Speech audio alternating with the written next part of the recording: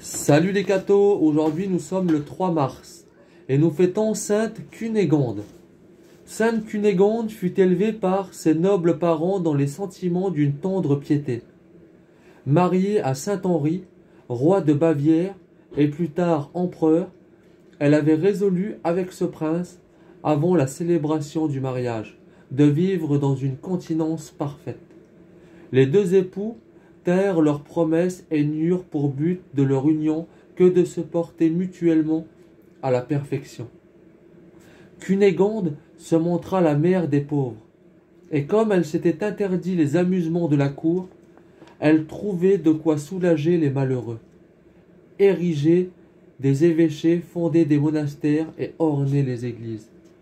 Dieu permit, pour éprouver sa patience, qu'elle fût indignement calomniée et que la calomnie, partie de haut, pénétra jusque dans le peuple, qui n'avait qu'une voix pour flétrir la prétendue hypocrisie de la reine.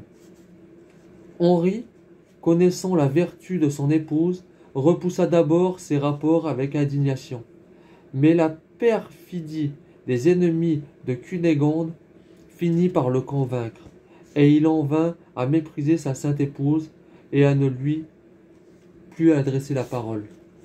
Un jour, la reine eut le courage de l'aborder et de lui protester de sa parfaite innocence. Elle fut même la première à proposer de s'en remettre au jugement de Dieu, comme on le tolérait encore à cette époque demi-barbare. « Faites chauffer à blanc, lui dit-elle, 12 socs de charrue. Pieds nus, je marcherai sur ces fers ardents, me confiant en la bonté de mon Dieu qui connaît le fond de mon cœur. » Le jour venu, les 12 socs chauffés à blanc furent placés dans la basilique, au milieu d'une foule nombreuse accourue pour être en témoin de cet étrange spectacle.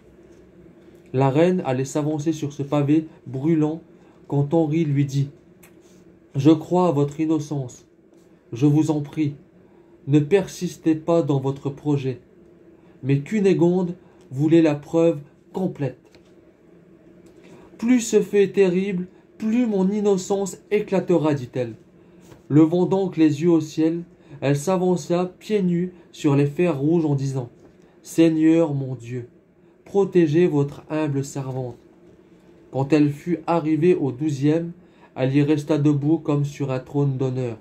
La multitude, frémissante, se précipitait pour vénérer la sainte et courageuse reine. Et de son côté, Henri se jeta aux pieds de Cunégonde en la suppliant de lui conserver son amour et en jurant de travailler à réparer son erreur jusqu'au dernier jour de sa vie. Après la mort de son royal mari, elle entra dans un couvent où elle prit le voile et vécut dans la plus parfaite humilité. Que Dieu vous bénisse et à plus les cathos!